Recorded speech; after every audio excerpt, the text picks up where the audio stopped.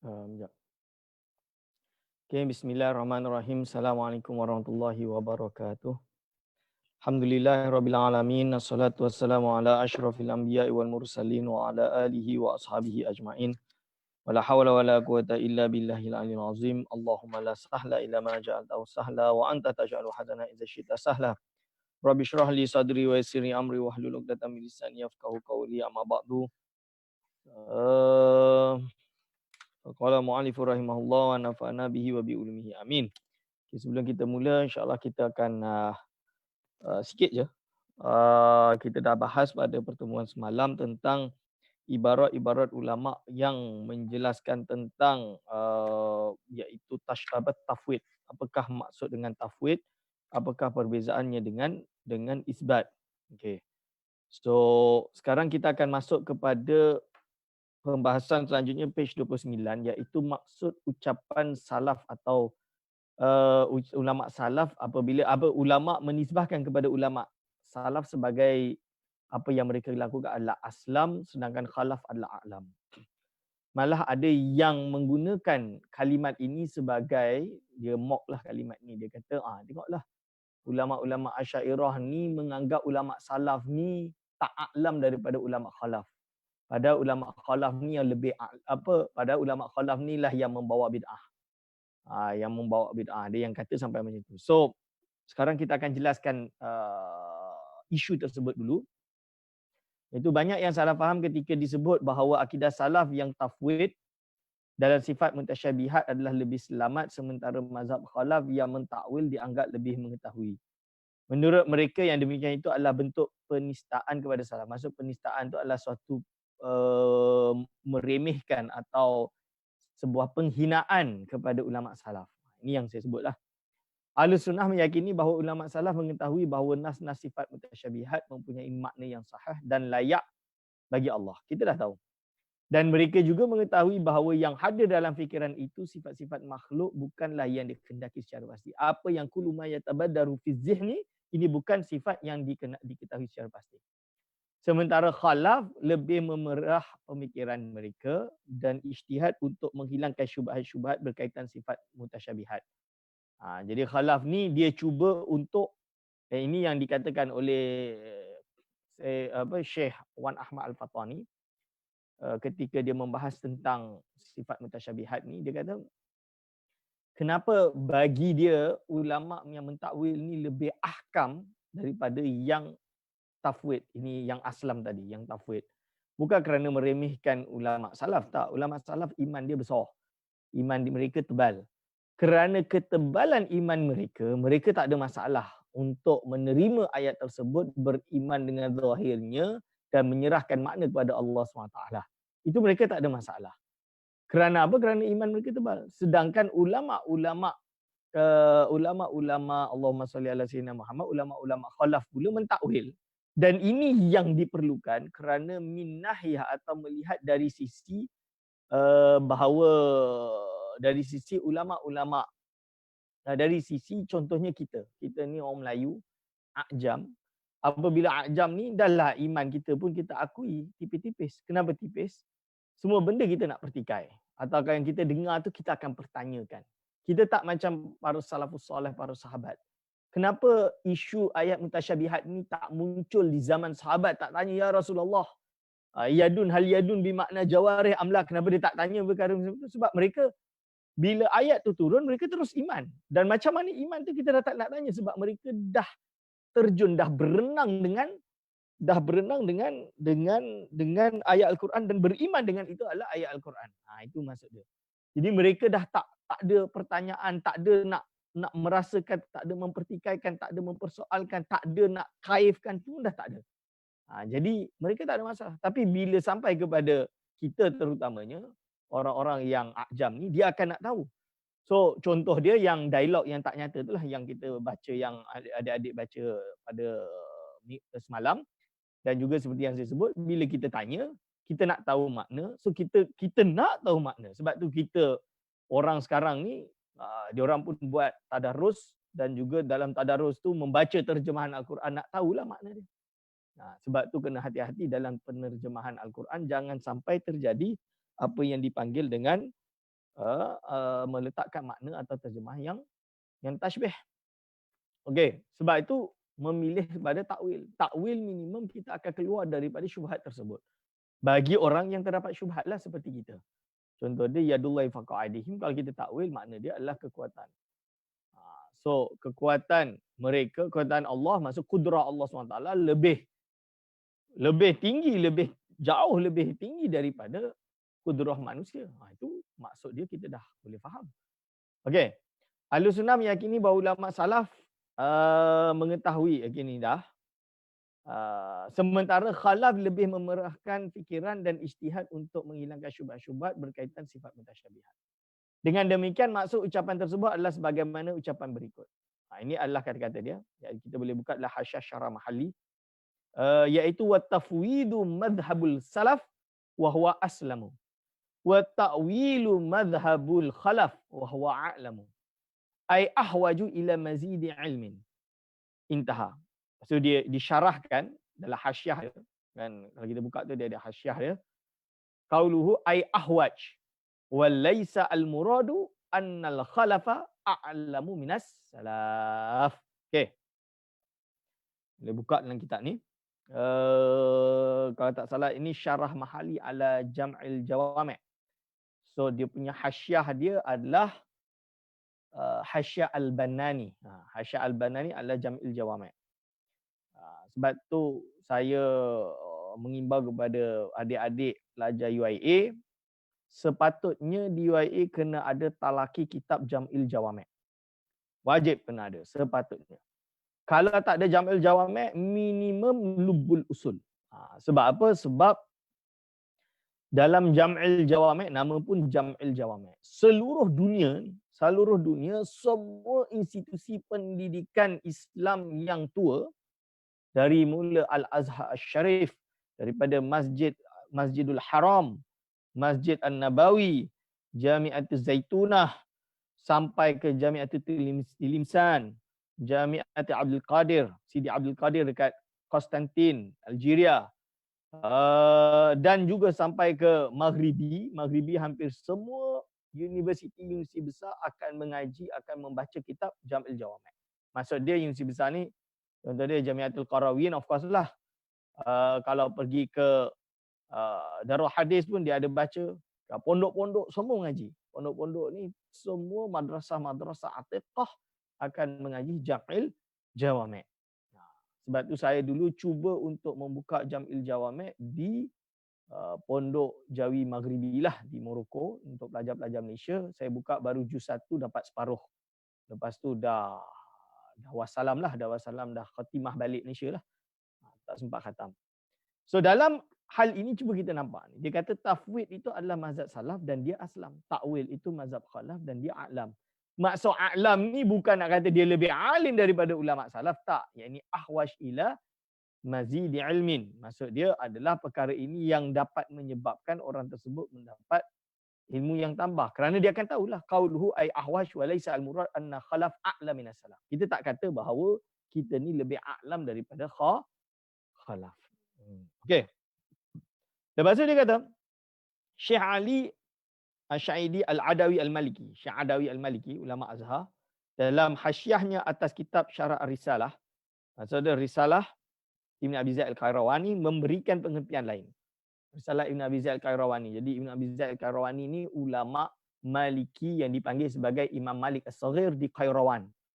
Saya dah pergi dah maqam dia dekat Qayrawan, dekat Tunis. So banyak orang menyangka bahawa Ibn Zaid Al-Qayrawani ini adalah takwil. Adalah isbat, musbit. Seperti Ibn Taymiyah dan lain-lain lah. Itu salah. Dia tafwid, tapi dia juga menerima takwil. Ini boleh buka, memang dalam muqaddimah risalah dan bab akidah dia itu macam seolah-olah musbit ataupun tafwid lah yang selamat kita kata. Betul dia tafwid. Tapi ada hujah-hujah lain yang menunjukkan dia menerima takwil. So dalam hal ini boleh buka dalam tulisan guru saya iaitu Ustaz Nizar Hamadi. Dia ada tulis satu risalah kecil. Kecil je risalah dia. Saya ada risalah tu sebut, harap-harap masih ada kat sini. Tak ingat letak kat mana. Tapi PDF ada insya-Allah. Dalam risalah tu dia ada syarahkan dan dia ada nukil kerana Ibn Abi Zaid Al-Qayrawani dia ada kitab yang banyak. bukan hanya kitab Risalah tersebut. Dia berkata dengan nukilan dari ucapan Ibn Abi Syarif, wa mazhabus salaf aslamu fahuwa aula bil ittiba. Kerana mazhab salaf ini adalah lebih aslam, lebih selamat, maka dia yang lebih layak, lebih utama untuk diikuti. Kama qala ba'dul muhaqqiqin, seperti apa yang disebutkan oleh setengah ahli tahqiq. Wa yakfika ala annahu aula bil ittiba, dan cukuplah bagi engkau untuk mengatakan dia lebih utama untuk diikuti adalah dhahabul a'immatil arba'ati ilaihi, kerana ialah terkumpul 4 mazhab di dalam ulama salaf. Itu dah tanda dah. Hatta Imam Abu Hasan Asy'ari sendiri boleh kita anggap dia sebagai ulama salaf. Kerana apa? Dia lahir sebelum nihayatil qarni as-salis, sebelum akhir kurun ketiga Hijriah. Wa amma tariqatul khalafi fahiya ahkamu bimakna aktsari ihkaman. Aktsara ihkaman bimakna aktsara ihkaman. Iaitu jalan khalaf pula dia dianggap sebagai ahkam dengan makna di paling banyak memberi ihkam, memberi hukum yang kuat. Ai itqanan, iaitu pengukuhan lima fiha min izalati syubhi anil afham, yang mana di dalamnya terdapat untuk menghilangkan syubhat daripada kefahaman-kefahaman ini. Sebab apa itulah saya sebut yang syubhat tadi. Contoh dia, kalau orang yang baru masuk Islam, bayangkan dia baru masuk Islam, dia buka Al-Quran terjemahan pula. Orang putih tu buka Al-Quran yang translation English tu. Translation English kat Oxford Translation, kalau kita boleh beli tu. Dia jual dekat Nur Inai Bookstore. Cuba kita baca, kalaulah dia baca dia tak tahu what is the meaning of establishment. Istawa alal arsh. What is the meaning of, for example, yad, your hands. What you mean by hands? Hand ni apa hand ni? Nak tahu. Mean God ada tangan ke? Ke sama dengan Christian tradition where God created Adam on his image, for example. Ini so macam mana? So benda ni persoalan-persoalan yang perlu dijawab, perlu di-explain. Yang maksud dia orang yang baru masuk Islam dia nak tahulah. Dia dah lah kita hidup zaman sekarang. Zaman sekarang ni orang nak tahu, is your right for you to know. Kita tak boleh masuk Islam ikut je. Dia kata macam tu. Nanti dia nak tahu juga hujah dia apa. So takkan kita nak jadi tradition Christianity kot, yang mana menganggap bahawa Tuhan dengan makhluk ni sama. Ya sama, beza bentuk je lah. Jadi Ali dengan Omar ni sama-sama manusia, tapi bezalah muka. Ali tak semestinya sama dengan Omar. Takkan kita nak kata macam tu? Na'udzubillah min zalik. Of course not. So kita we have to explain. So sebab itu dia kata, iaitu min izalati syubhi anil afham. Wa ba'dun abbara, setengah ulama mengibaratkan bi a'lama badala ahkam, menggunakan a'lam menggantikan daripada ahkam, bi mana anna ma'aha ziyadata ilmin li bayanil ma'na at-tafsili, iaitu kerana di situ dia ada makna untuk menambahnya ilmu untuk menerangkan makna secara tafsil tadi. Ini boleh jelas. So okey, ini yang dinukil juga oleh Syekh Sa'id Fudah dalam kitab Al-Muqtataf dia. Okey, yang dia explain.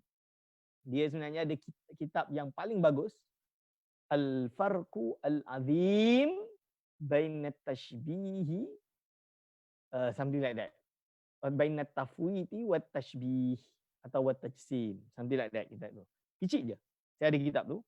Kalau baca kitab tu pun actually is very strong. Dan itu adalah kitab yang saya terus terang, kitab yang selesaikan isu ni lah, isu tafwid dan takwil dan tajsim dan apa-apa yang berlaku pada diri saya waktu pertama terjun dalam ilmu akidah. Kerana perkara tersebut saya terjun dan saya diberikan lautan ibarat-ibarat yang kononnya membawa kepada makna tajsim. Yang maksud dia bagi mereka isbat lah. Waktu itu kerana saya di master dengan kawan-kawan salafi sendiri. So saya memang melalui phase kejap lah. Dalam masa setahun 2 tahun buat master tu, ada phase di mana saya menjadi paradoks, jadi problem dengan makna muntasyabihat atau tidak, atau takwil ke apa, saya pernah.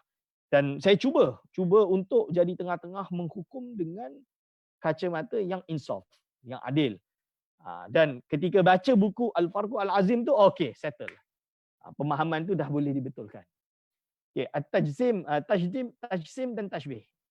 Jika kita membaca ucapan-ucapan ahli sunnah, baik salaf maupun khalaf, kita akan mendapati bahawa mereka semua mentanzihkan Allah dari sifat jisim dan lazim-lazimnya, kerana yang jisim dan lazim-lazimnya bertentangan dengan nas-nas muhkamat dan akal. So nanti dia akan nukil kaul Imam Ibn Taymiyah sendiri nanti later. So tetapi diakui bahawa dalam Al-Quran dan Sunnah banyak nas yang zahirnya memberi faham tajsim dan lazim-lazim. Ya, muhimatil tajsim. Seperti satu, nas yang memberi pengertian bertempat atau Allah mengambil ruang kosong sebagai tempat dipanggil dengan tahayyus seperti lafaz istiwa dan lain-lain. Contoh dia istiwa ini kononnya atau memberi makna tahayyus. Tahayyus itu adalah mengisi tempat kosong. Yang saya dah sebutlah dalam kelas-kelas saya. Saya yakin semua pelajar tahu.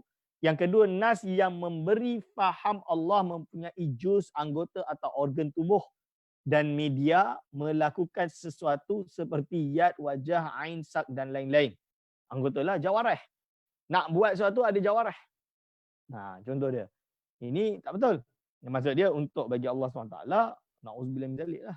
Allah SWT disucikan dari perkara ini. Lalu nas yang memberi faham Allah bergerak, berpindah, bergeser dan berubah seperti majid nuzul. Berarti seolah-olah Allah bersifat dengan sifat yang dipanggil dengan arid, yakni awarid, dipanggil dengan aradi, sifat aradi yang baru datang. Dari nas itu banyak ahli bid'ah yang tersesat kerana mereka keluar dari manhaj yang telah dilalui oleh ulama salafus soleh seperti kaum Karamiyah, Jahmiyah, Mujassimah dan lain-lain. Abdul Qahir Al-Baghdadi dalam Al-Farqu Bainal Firaq, page 214, menjelaskan bahagian kaum musyabbiah yang ada dua. Pertama, kaum yang merupakan zat Allah dengan zat selainnya. Yang kedua, kaum yang menyerupakan sifat-sifat Allah dengan sifat selainnya. Jadi dalam Ahli Sunnah wal Jamaah kita jelas perkara ini kita dah habis bahas dalam pembahasan yang dipanggil dengan KAM, Al-Qumum As-Sittah. Al-Qumum As-Sittah. Boleh cek kat situ. Okey. Dan di antara kelompok pertama adalah kaum Karamiyah yang meyakini bahawa Allah adalah jisim yang mempunyai batas, had dan pengakhiran. Maksud dia ada limitation. Bila kita kata ada limitation, berarti dia akan ada bentuk. Berarti dia sama dengan makhluk. Kerana semua makhluk adalah semua makhluk dia ada bentuk. Macam kita ni ada bentuk. Okey.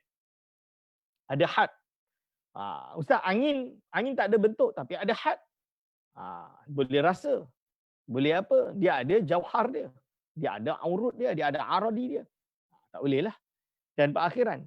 Mereka juga meyakini Allah adalah tempat sifat-sifat hadis baru dan Allah bersentuhan dengan arasy. Ini adalah kesesatan Karamiyah. Golongan Karamiyah.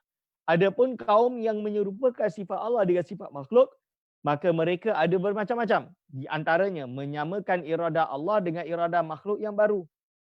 Menyamakan iradah Allah dengan iradah makhluk yang baru. Ini adalah ucapan kaum Mu'tazilah di Basrah. Menyamakan kalam Allah dengan kalam makhluk yang bersuara dan huruf dari jenis suara dan huruf yang makhluk. Padahal suara dan huruf ini adalah makhluk. Macam mana boleh kata Allah SWT bersuara berhuruf?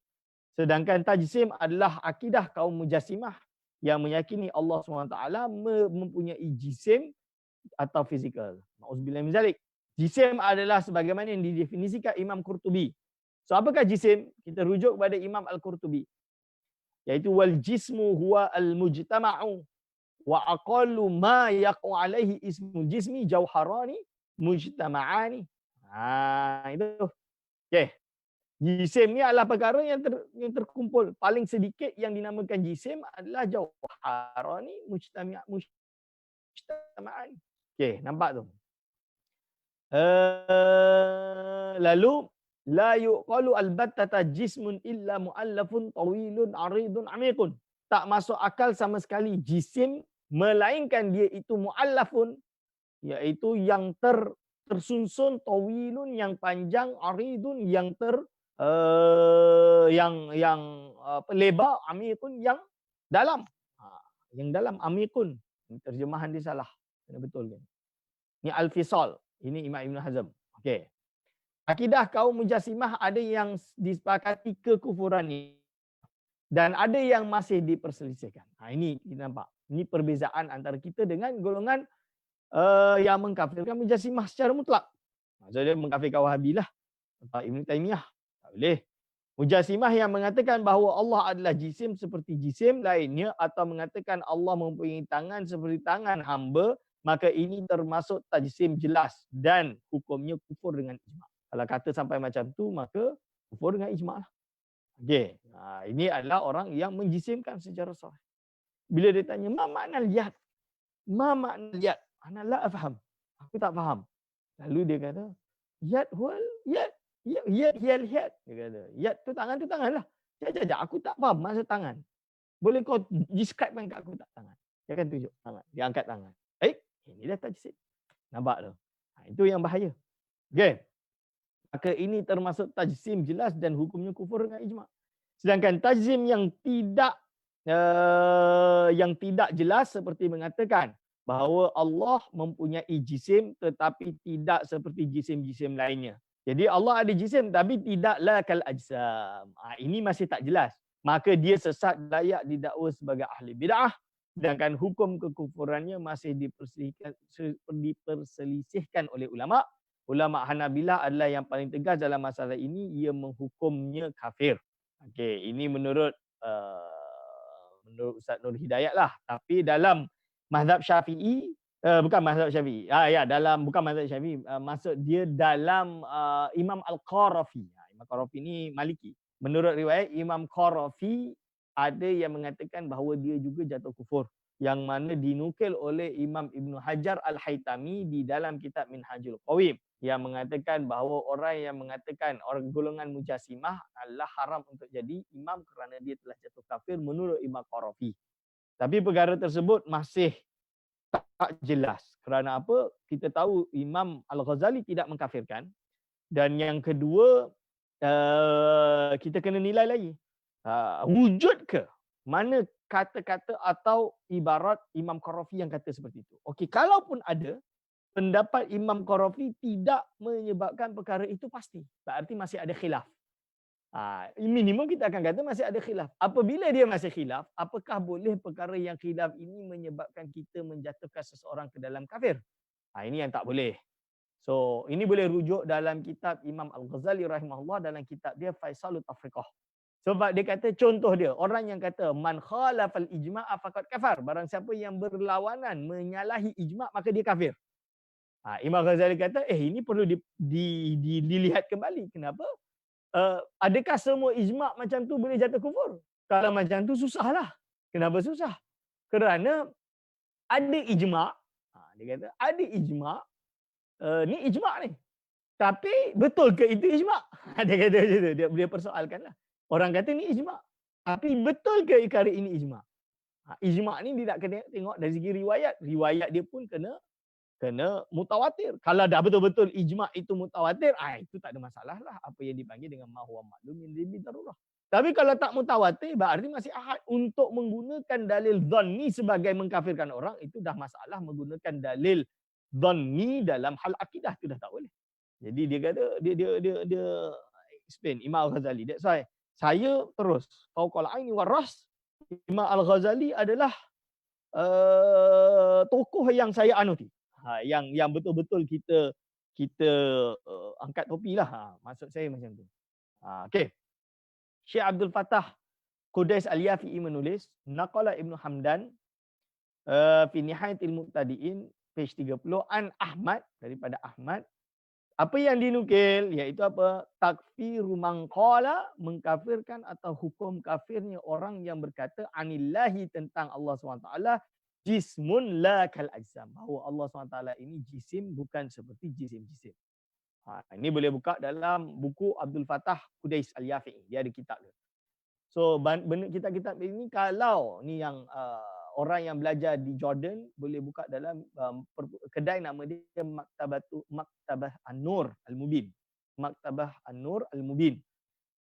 Mereka minta saya tulis kat situ tapi tak ada time. Jadi insya-Allah nanti kita cetak kitab Zari'atul Yaqin, tahqiq Zari'atul Yaqin dengan Daryahin Jordan. Okey, insya-Allah. Abu Ya'la berkata, qala Al-Walid As-Sa'id, faman i'taqada anna Allah subhanahu jismun minal ajsam wa a'tahu haqiqatal jism minat ta'lifi wal intiqal fa huwa kafir. Menurut Walid Sa'id, Barang siapa beriktikad bahawa Allah SWT itu jisim seperti jisim-jisim, lepas tu ada yang memberi gambaran bahawa hakikat jisim itu adalah taklif wal intikal, lalu dia masih kata macam tu, fahuwa kafirun, maka dia jatuh kufur dalam tabaqat Hanabilah. Ini beberapa pendapat tentang jismun la ka'al ajsam. Minimum nak menunjukkan bahawa kalau kita tak kafirkan pun dia jelas jadi jatuh dalam ahli bid'ah, dan bahaya kita kata bahawa jismun la ka'al ajsam. Allah itu jism la ka'al ajsam. Okey. Wal musyabbihu idza qala lahu. Sedangkan musyabbih idza qala lahu ta'ala yadun wa rijlun kama lil ibadi fahuwa kafirun mal'un. Yadun lahu yadun wa rijlun kama lil ibad. Jadi menyamakan. Ini jelas-jelas tasim sarah. Macam tadilah jismun minal ajsam. Ini jelas. Okey, wa in qala jismun la kal ajsam, kalau dia kata jismun la kal ajsam fahuwa mubtada'. Nampak tu? Fahuwa mubtada'. Li'annahu laisa fihi illa itlaqul lafzil jismi alaihi. Kerana tidak ada baginya dalamnya kecuali memutlakkan lafaz jisim padanya. Wa huwa muhimun lin naqsi. Dia dapat muhimun, iaitu nak memberi iham, memberi waham. Memberi waham tu kurang fahamlah. Lin naqsi fa rafa'ahu biqaulihi la kal ajsam. Falam yabqa illa mujarradul itlaq. Akhirnya seolah-olah memutlakkan makna jisim. Okey. Al-Qurtubi memberikan ciri-ciri kaum mujassimah musyabbihah sebagai berikut. Jap.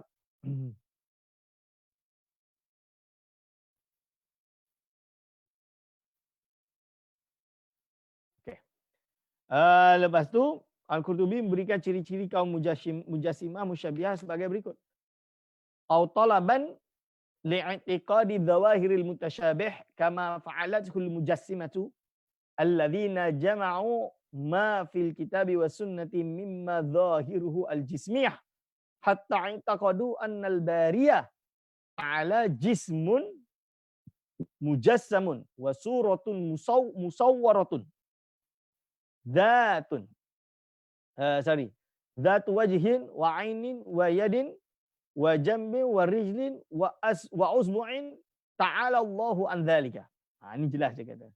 Jadi apakah yang dimaksud dengan mujassimah adalah orang yang mencari bagi mengiktikadkan zahirnya ayat-ayat mutasyabih ini seperti apa yang dilakukan adalah golongan mujassimah yang mana mereka mengumpulkan apa yang ada di dalam Al-Quran dan Sunnah yang mana termasuk darinya zahirnya dapat membawa makna jisim, sehingga beriktikad, iaitu mereka mujassimah ini beriktikad bahawa sesungguhnya Allah Subhanahu wa taala itu adalah jismun yang dimujassam. Okey. Ya, jisim yang memberi jisim yang hingga jatuh pada jisim yang menjisim, mujassam, wa suratun musawwaratun, iaitu suatu bentuk yang mempunyai surah, seperti yang memiliki wajah, mata, tangan, janbin, ni lambung tu maksud dia, janbin ni tepi, side lah, side. Kaki, usbu' dan selain-lainnya, Allah SWT bersih dari semua itu. Ini maksud dia. Okey, jelas. Lalu, dan Imam Ahmad bin Hanbal telah menjelaskan. Imam Ahmad bin Hanbal telah menjelaskan dengan jelas menafikan Allah Ta'ala dari jisim. Dan ini merupakan bantahan teruk kepada mereka yang kerap mengaku sebagai pengikut beliau. Jadi ada yang mengaku bahawa kami ini Hanabilah. Imam Ahmad bin Hanbal sendiri yang mengatakan seperti itu. Ini dia kata.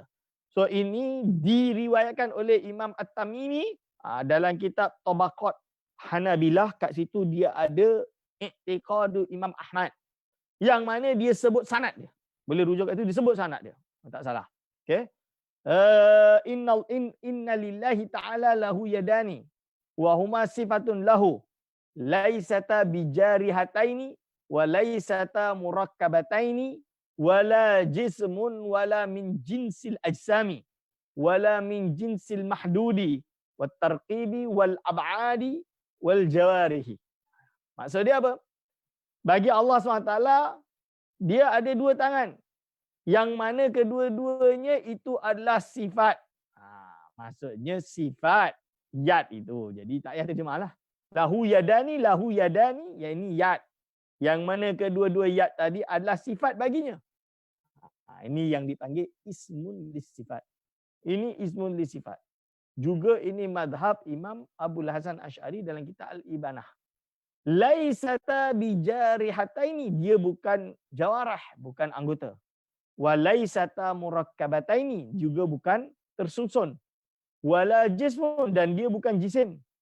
Dia ini bukan jisim. Wala min jinsil ajsami, dia bukan termasuk dari jenis jisim. Wala min jinsil mahludi, dan bukan termasuk jenis yang ada mahdud, ada batasan dia. Wat tarkibi, tarkib boleh disusun. Wal ab'adi, ada ba'dun dia. Wal jawarihi, dan juga anggota tubuh. Sementara Ibn Taymiyah dalam Bayan Talbis Al-Jahmiyah, dalam kitab Bayan Talbis Al-Jahmiyah. Jadi ini yang kitab yang saya refer, yang saya sebut itulah. Cuma nuskhah yang saya ada tu kadang-kadang berbeza dengan apa yang ada dalam Syamilah. So ini yang problem, sehingga kan nuskhah yang diiktimadkan adalah nuskhah yang dicetak bagi saya lah.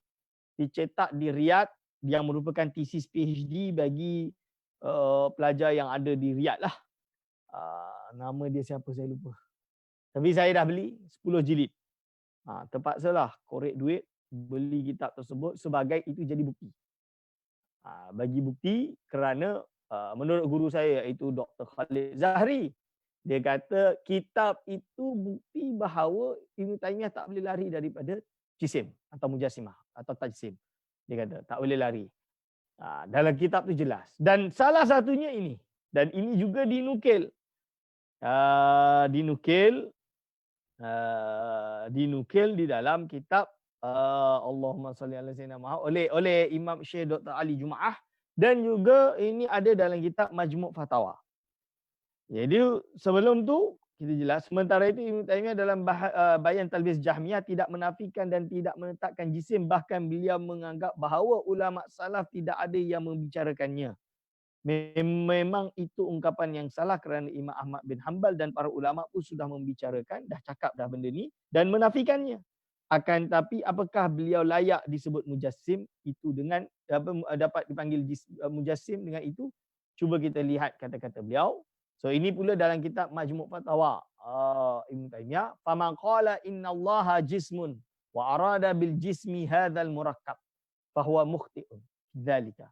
Wa man qasada nafy hadha tarkib anillah faqad asaba fi nafyihi anillah, lakin yanbaghi ay yadhkura ibaratan tubayyinu maqsudahu wa lafdhu tarkibi qad yuradu bihi annahu rakkabahu murakkibun aw annahu kanat ajza'uhu mutafarriqatan fajtama'a aw annahu yaqbalu tafriqa wallahu munazzahun an dzalika kullihi wa qad yuradu bil lafzil jismi wal mutahayyiz ma yusharu ilaihi bi makna annal aidiya turfa'u ilaihi fid du'ai wa annahu yuqalu huwa huna wa huna wa yuradu bihi al qa'im bi nafsihi wa yuradu bihi al mawjud wala raiba annallaha ta'ala mawjudun qa'imun bi nafsihi wa huwa inda salafi wa ahli sunnah, yani turfa'u al-aidi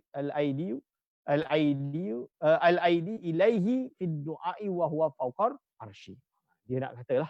So, barang siapa yang mengatakan Allah adalah jisim dan memaksudkan jisim ini adalah yang tersusun, maka dia salah dalam hal ini. Kerana apa? Dan jika ia berkehendak menafikan susunan dari Allah, maka ia benar dalam penafian jisim dari Allah, tetapi sebaiknya dia menyebutkan perkataan yang menjelaskan maksud tersebut. Dia ditukar-tukar pendapat dia. Lafaz tersusun terkadang dikhendaki oleh Allah, disusun oleh penyusun atau juz-juznya terpisah-pisah, kemudian terhimpun atau menerima untuk dipisah-pisah. Dan Allah SWT suci dari semua itu. Benda itu dia dah nafikan. Tapi dia tetapkan. Dan terkadang lafaz jisim atau yang bertahayus. Jadi dia nak bagi definisi jisim ini adalah tahayus. Samalah. Okay? Adalah yang boleh ditunjuk dengan isyarat.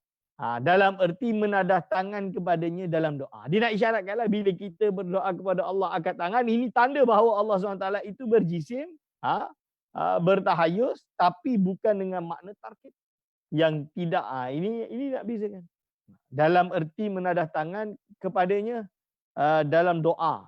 Dan dikatakan jisim itu di sini atau di sana, dan yang dikehendaki adalah yang berdiri dengan sendirinya dan dikehendaki yang wujud. Dan tiada keraguan sama sekali bahawa Allah wujud dan berdiri dengan diri sendirinya.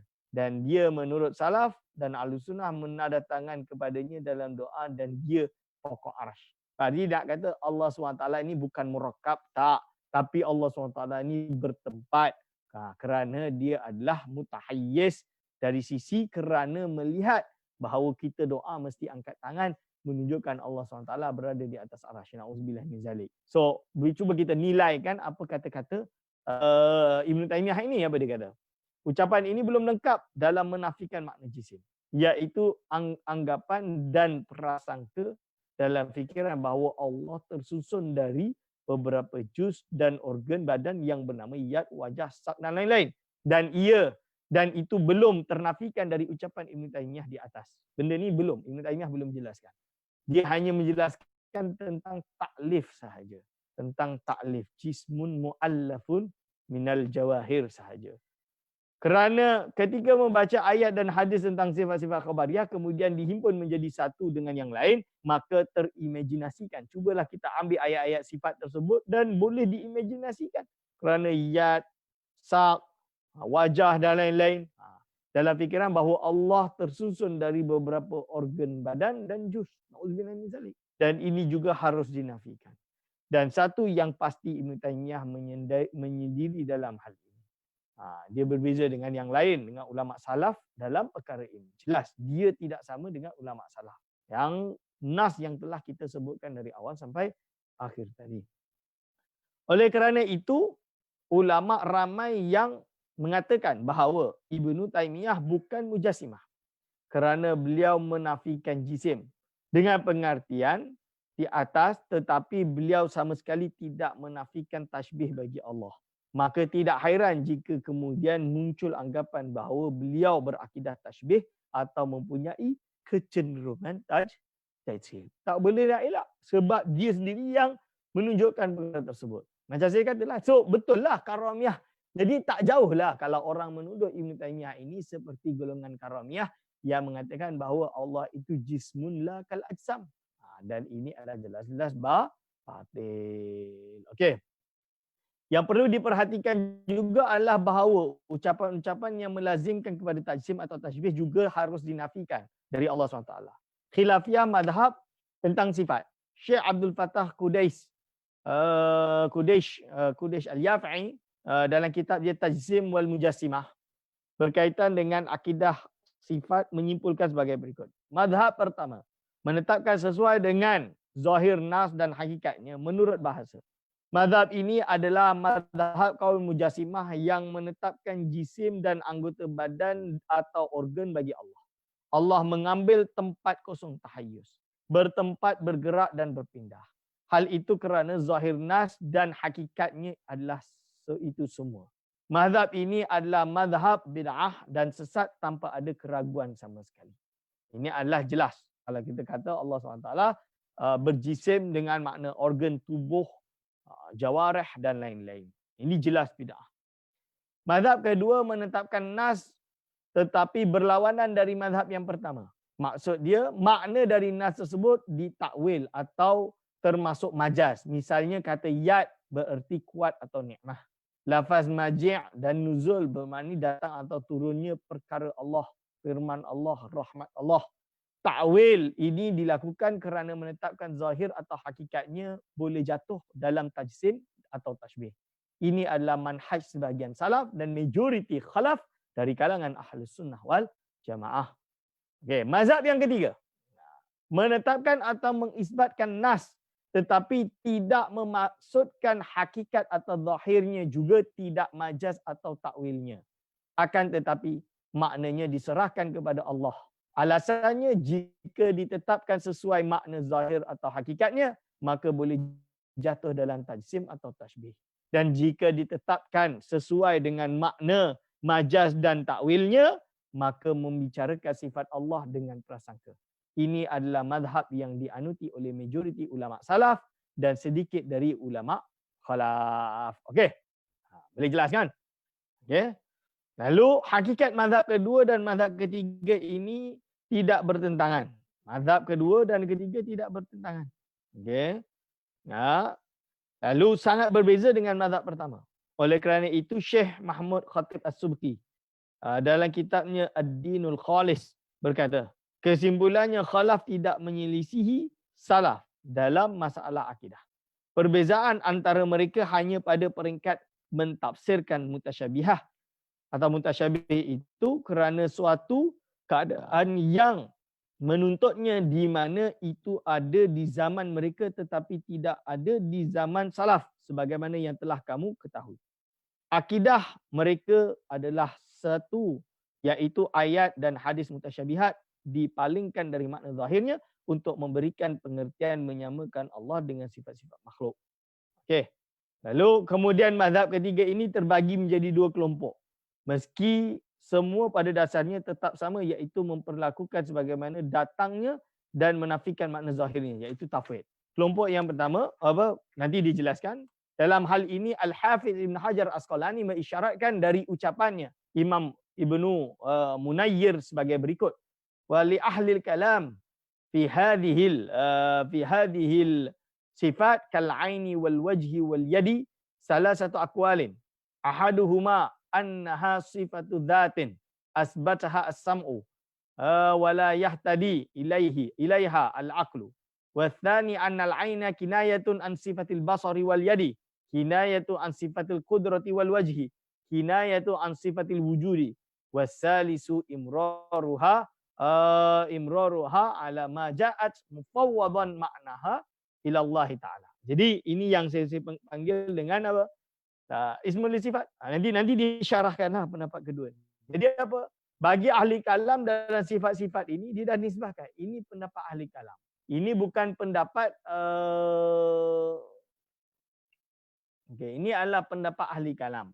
Ini bukan pendapat Allahumma salli ala sayyidina Muhammad, bukan pendapat Allahumma salli ala sayyidina Muhammad, bukan pendapat kononnya ini adalah pendapat golongan salaf yang menentang ahli kalam. Tak, ini pendapat ahli kalam sendiri. So ahli kalam menerima konsep ini. So jangan kita zammi ilmu kalam. Ahli kalam mengatakan dalam hal sifat-sifat ini seperti ain, wajah, yad ada tiga pendapat. Yang pertama dia adalah sifatu zatin. Sifatu zatin iaitu asbataha as-sam'u. Sesuai dengan yang telah ditetapkan oleh sama oleh Quran dan Sunnah. Wala yahtadi ilaiha al-aqlu. Aqlu tak boleh nak terima. Tak boleh nak bayangkan. Okey. Ini yang dipanggil juga dengan ismun lis sifat. Wa tsani anna al-aina kinayatu an sifatil basari.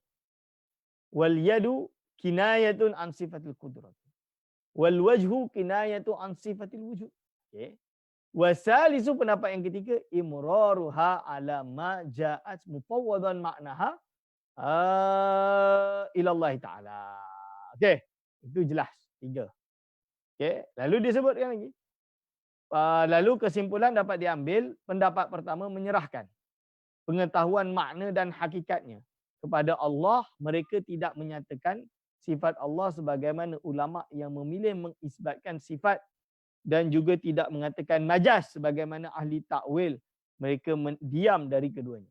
Mereka tidak masuk membicarakan sama sekali dan bahkan melarangnya. Dan ini adalah pendapat ulama salaf sampai perakhiran akhir kurun kedua. Ucapan-ucapan salaf yang dijelaskan pendapat ini sangat banyak dan salah satunya adalah Imam Muhammad bin Hasan Asy-Syaibani. Ittafaqa al-fuqaha'u kulluhum minal masyriqi ilal maghrib 'alal imani bil Qur'ani wal ahadits. Ittifaq. Allati ja'at biha as-thiqat. Ani Rasulillah SAW bagi hadislah. Fi sifatir Rabbi azza wa jalla min ghairi tafsirin. Tak ada tafsir. Wala wasfin. Tak menyifatkan sebenarnya. Wala tashbihin. So terima je. Tafwid. Okay. Pendapat kedua, mereka menetapkan isbat sebagai sifat Allah, kemudian mereka menyerahkan ilmu, hakikat dan maksud kepada Allah. Dia kata ini sifat Allah, tapi diserahkan kepada Allah. Mereka menyebut sebagai sifat khabariyah. Sebagai sifat khabariyah. Kerana metod penetapannya dengan khabar sama'i atau dalil nakli. Dan bukan dalil akli. Logik. Ini adalah pendapat ulama salaf mula daripada kurun ketiga. Semakna dengan itu, Imam Ibn Qudamah berkata, وَمَا أُشْكِلَ مِنْ تِلْكَ الْآيَاتِ وَالْأَحَدِيثِ وَجَبَ إِثْبَاتُهُ وَتَرْكُ التَّعَرُّضِ لِمَعْنَاهُ وَنَرُدُّ عِلْمَهُ إِلَى قَائِلِهِ وَنَجْعَلُ أُهْدَتَهُ عَلَى نَاقِلِهِ. Yang muskil dari ayat-ayat dan hadis itu wajib ditetapkan dan tidak menyinggung maknanya serta mengembalikan ilmunya kepada pengucapnya, dan tanggungjawab kami bebankan kepada yang menukil. Selesai. Ini adalah iaitu ushkila min tilkal ayat wal hadis wajaba isbatuhu wa tarku ta'arrudi li maknahu. Jangan tengok makna dia. Jangan makna dia kita kembalikan kepada Allah SWT. Imam Abu Hasan Asy'ari. Ini yang ismul li sifat atau dipanggil juga dengan sifat khabariyah lah. Ini istilah saja, khilaf lafzi saja.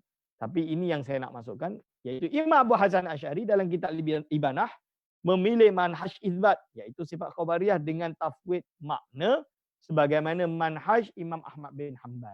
Kerana kalau kita baca dalam kitab Tabyin Kazib Muftari, bila dia arad Al-Ibanah, dia sebut bahawa ini dalil. Jangan kata bahawa kami, itu Asy'ariyah, Imam Abu Hasan Asy'ari maksud dia, berkata, jangan kata bahawa aku menentang golongan Hambali. Maksud golongan Athari dari kalangan Hambali. Kerana apa? Aku masih pegang. Mereka juga ahli sunnah jemaah. Bahkan termasuk dari mutamassikun bis sunnah. Boleh buka juga dalam maqalat Islamiyah. Yang mana isi dia adalah seperti ini. Cuba tengok. Dan manhaj ini tidak ada yang mengingkari sama sekali yang kemudian disebut dengan takwil ijmali. Ini yang dipanggil oleh Syekh Al-Bajuri sebagai takwil ijmali. Ada takwil tafsili, iaitu takwil ulama khalaf. Takwil ijmali yang dipanggil dengan tafwid. Yang dipegang oleh ulama salaf. Dan ini juga yang disebut. Apa kata-kata Syekh Abu Hasan Asy'ari? Wa anna Allah istawa 'alal 'arsy 'alal wajhi alladhi qalahu wa bil ma'na alladhi aradahu istiwa'an munazzahan 'anil mumasati wal istiqrari wat tamakkuni wal hululi wal intiqal. Ini dah menafikan pendapat Ibn Taimiyah. Habis. Dah jelas dah. Dia menafikan. La yahmiluhu al-'arsyu balil 'arsyu wa hamalatuhu mahmuluna bil lutfi qudratihi maghuruna fi qabdatihi wa huwa fawqa al-'arsyi wa fawqa kulli syai'in ila takhawumi thara fawqiyah la taziduhu qurban ila al-'arsyi was sama'. Okey. Allahumma salli ala sayyidina Muhammad. Dengan isyarat yang jelas, beliau melakukan tafwid makna dan tidak seperti yang dipahami atau diviralkan oleh kelompok salafi sendiri. Tengok, dia tak bisa, dia beza. Dia dah menafikan munazzahan anil mumasati ila akhir. Okey. Kalau ada yang tanya, ustaz, berarti ustaz menetapkan kitab Ibanah ke karangan Abu Hasan Asy'ari? Seperti saya sebut, mazhab saya sama dengan mazhab Ustaz Nizar Hamadi, guru saya. Sama dalam bab ini. Saya berbeza dengan pendapat guru saya yang pertama, iaitu guru Dr. Khalid Zahri. Khalid Zahri menafikan keseluruhnya. Dia ada hujah, betul. Tapi saya menilai, kalau apa yang disebut oleh Imam Ibn Asakir, itu adalah tanda mengisyaratkan bahawa kitab itu memang sahih nisbah kepada Imam Abu Hasan Asy'ari. Hanya sahaja bukan nuskhah yang dicetak oleh kelompok salafi pada hari ini. Itu jelas kita tolak. Kerana apa? Manuskrip yang mereka iktimad semuanya abad ke-10 dan ke-11 Hijriah. Dan antara satu nuskhah dengan nuskhah yang lain terjadi perbezaan riwayat. Semua terjadi perbezaan riwayat. Maka ini menunjukkan bahawa ada tangan-tangan yang telah mengganggu kitab Al-Ibanah. Tangan-tangan jahil. Itu satu. Yang kedua, kenapa kita tetapkan? Minimum kita kata, Imam Ibnu Asakir adalah ulama hadis yang mengumpulkan pendapat atau istilah atau sejarah dan lain-lain tentang Imam Abu Hasan Asy'ari dalam satu kitab yang bernama Tabyinul Kazib Al-Muftari. So beli kitab tersebut. Dalam tu sanadnya, apanya semua lengkap. Bila dia tak sebut sanad kitab Al-Ibanah, bukan berarti tidak ada sama sekali. Kerana dia nak syarat sebahagian. Dia sebut ni sebahagian. Dan dia iktiraf bahawa ni tak semua. So dia sebut. Dia pun mengutarakan kitab Al-Ibanah seperti yang ada. Dan cuba baca dalam kitab Al-Ibanah yang ada dalam kitab Tabyin Kazim Muftari. Okay, yang paling akrab kepada sawab, dia adalah sama dengan pendapat tafwid atau takwil ijmali di dalam Asy'ariyah. Dan dia sama dengan pendapat yang datang sebelum, maksud dia sebelum Imam Ibn Asakir seperti Imam Qadhi Abu Bakar Al-Baqilani dalam kitab Al-Insaf dan juga dalam kitab At-Tamhid. Bukan dia menafikan, dia kata Allah istiwa, dia mustawin alal arsh, tapi dengan makna yaliku bijalalihi. Apa makna yaliku bijalalihi? Wallahu alam, serahkan kepada Allah. Yang penting bukan mumasah, bukan istiqrar, bukan tamakun, bukan hulul, bukan intikal.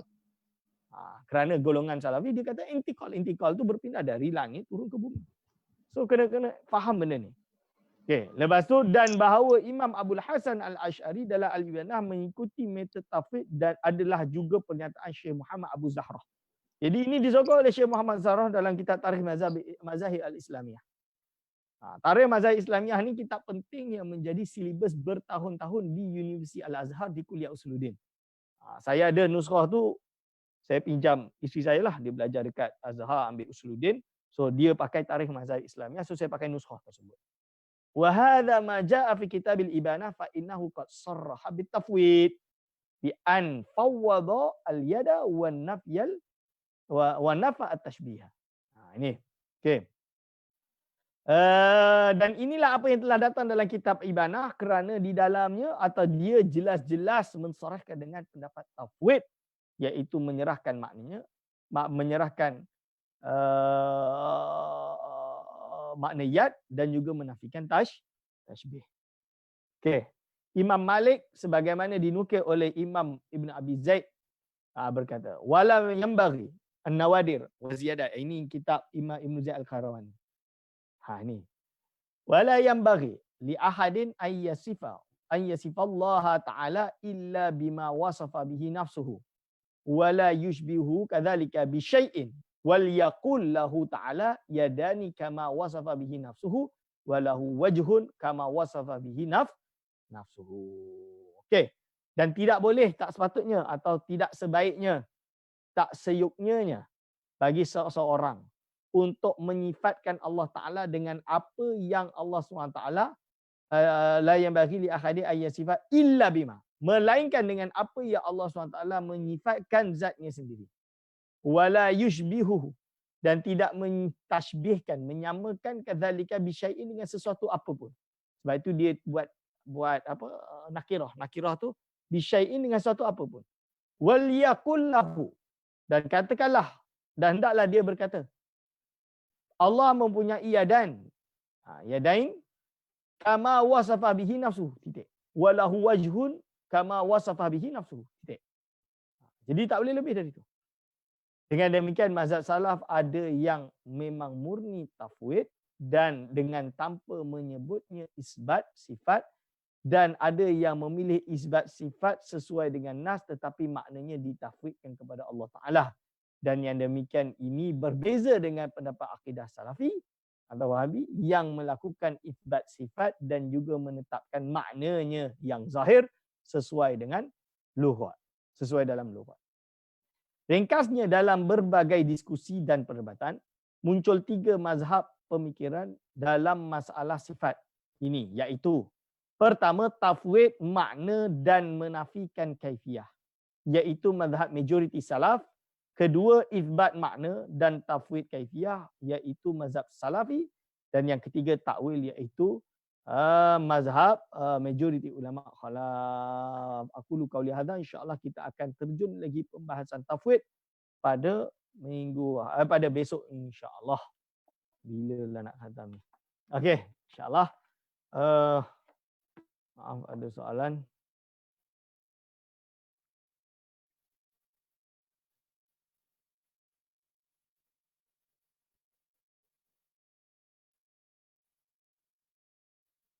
Soalan pertama. Macam mana untuk menerangkan akidah kepada bukan Islam? Apa jalan yang terbaik untuk diterangkan kepada mereka apabila bertemu ayat mutasyabihat? Bila bertemu dengan ayat mutasyabihat, Kalau paling senang nak jelaskan pada orang non-Muslim adalah aqidatul awam. Aqidatul awam tu maksud dia qul huwallahu ahad, Allahu samad, lam yalid wa lam yulad wa lam yakul lahu kufuwan ahad. Dan juga pakai dalil tamanuk, itu yang paling kuat. Cuma bila dia bertanya tentang ayat tasyabihat, kenapa ya Tuhan kata Tuhan you sama dengan Kristian juga, kata ada tangan ada kaki ke, masalah contoh dia lah. So dalam hal ini jelaskan bahawa makna dia yad di sini ditakwil. Yad dengan makna bukan tangan jawareh tapi dengan makna kekuatan.